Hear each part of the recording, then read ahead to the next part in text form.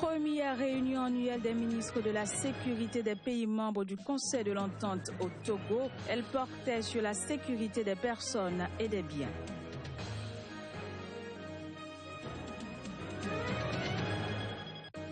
La démission du Premier ministre Matata Ponyo fait toujours l'actualité en RD Congo. L'avis de quelques politologues sur le sujet dans cette édition.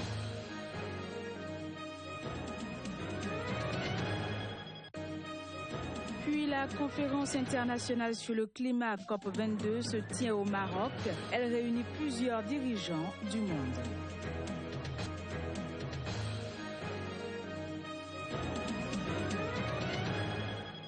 Bonjour et bienvenue à toutes et à tous.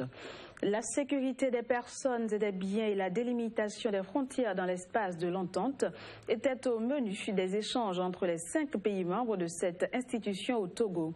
Des échanges tenus dans le cadre de la première réunion annuelle des ministres de la Sécurité. Le point avec Ferdinand Gali.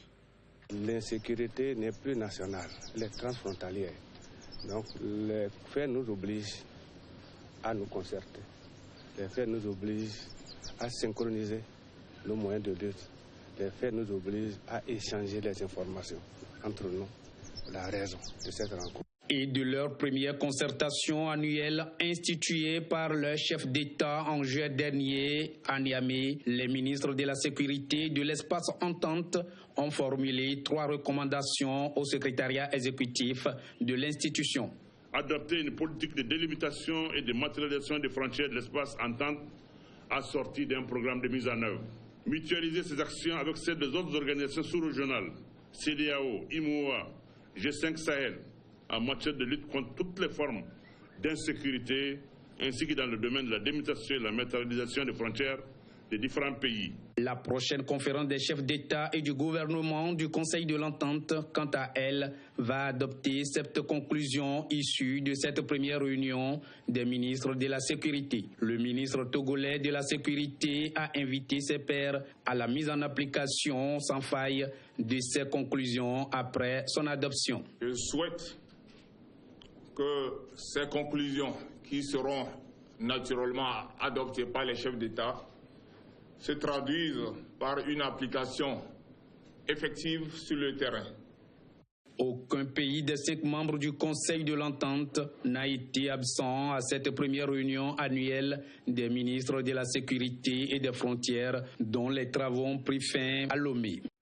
On reste avec Ferdinand Gali, mais cette fois-ci pour parler de la 11e conférence internationale de l'Alliance des libéraux et démocrates pour l'Europe, le Pacifique, l'Afrique et les Caraïbes, ALDEPAC, qui a eu lieu du 11 au 13 novembre à Lomé, au Togo. Plusieurs communications ont meublé les différents panels. Reportage. C'est le thème de la 11e conférence internationale de l'Alliance des libéraux et démocrates pour l'Europe, le Pacifique, l'Afrique et les Caraïbes, ALDEPAC, dont les travaux ont été lancés à Lomé ce 11 novembre.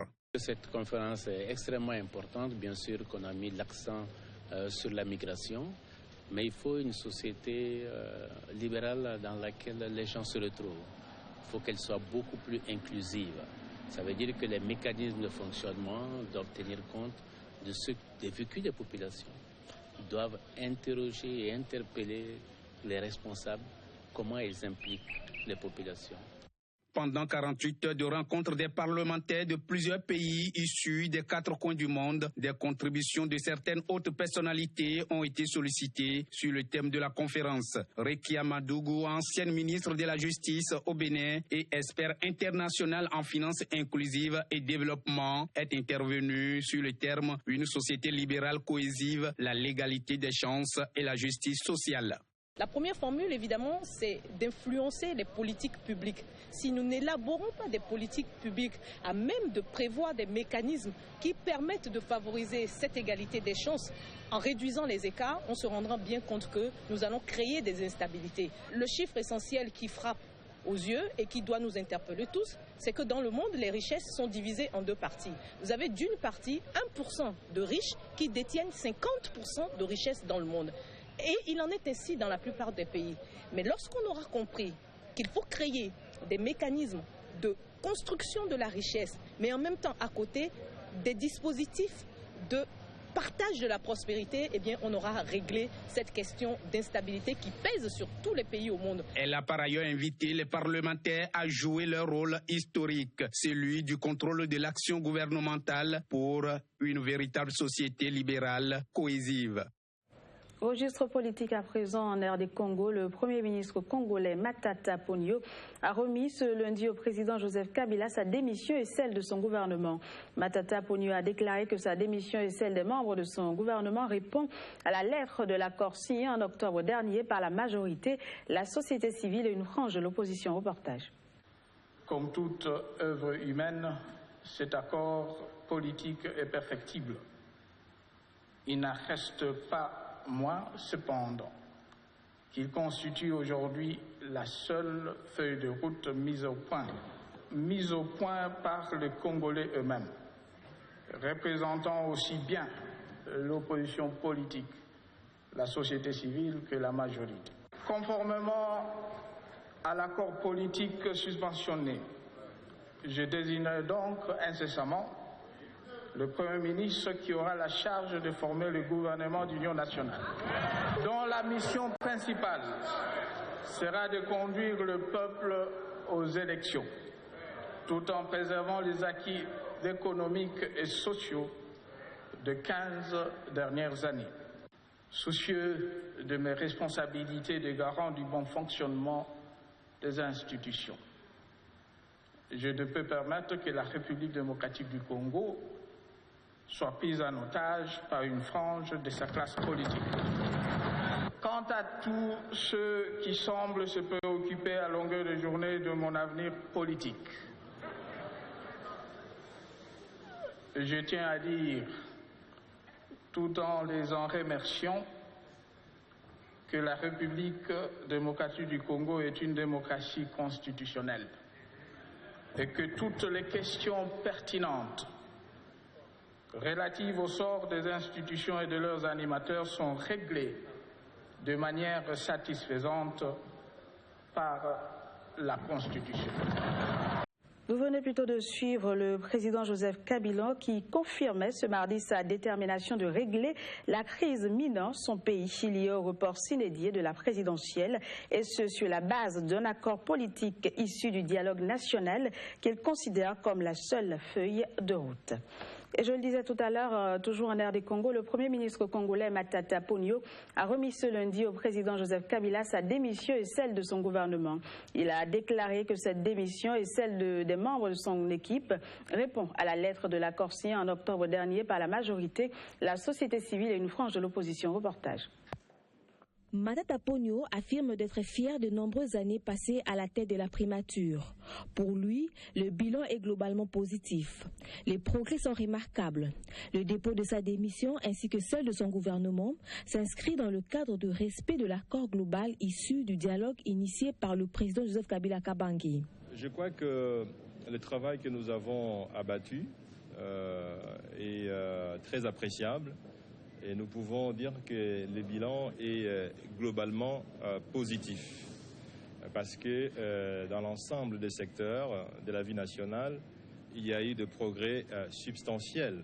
Pour la population, les avis restent partagés. Certains pensent que cette démission tombe au bon moment, ce qui rassure que l'accord global issu du dialogue sera respecté. La démarche opérée par le Premier ministre Matata Ponyo veut, à mon avis, être la confirmation de la volonté d'appliquer les décisions du dialogue. En fait, la démission d'un Premier ministre ne signifie pas que le gouvernement ne fonctionne plus. Ça signifie simplement que, désormais, il va assurer les affaires courantes. D'autres, par contre, affirment que cet acte de démission de Matata Ponyo à la tête de la primature violerait déjà la Constitution, car les acteurs politiques devraient procéder d'abord à la requalification de la majorité présidentielle à l'Assemblée nationale. On fasse d'abord la requalification de la majorité au niveau de l'Assemblée parlementaire, et au sein de cette majorité requalifiée à l'Assemblée parlementaire, à l'Assemblée nationale plutôt, et on choisit maintenant le Premier ministre. Bien sûr de l'opposition, parce que certains partis feraient maintenant partie de la majorité parlementaire. Mais curieusement, là, on veut avoir un Premier ministre sans qu'on fasse cette gymnastique à l'Assemblée nationale. Signalons que cet accord prévoit notamment la nomination d'un Premier ministre issu de l'opposition et la mise en place d'un gouvernement d'union nationale.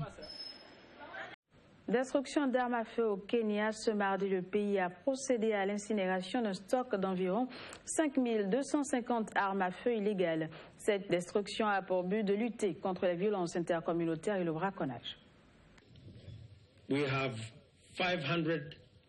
5250 armes à feu vont être détruites ici aujourd'hui. La plupart de ces armes nous ont été remises volontairement. Certains appartiennent à de grands criminels et ont été découvertes par nos forces de sécurité.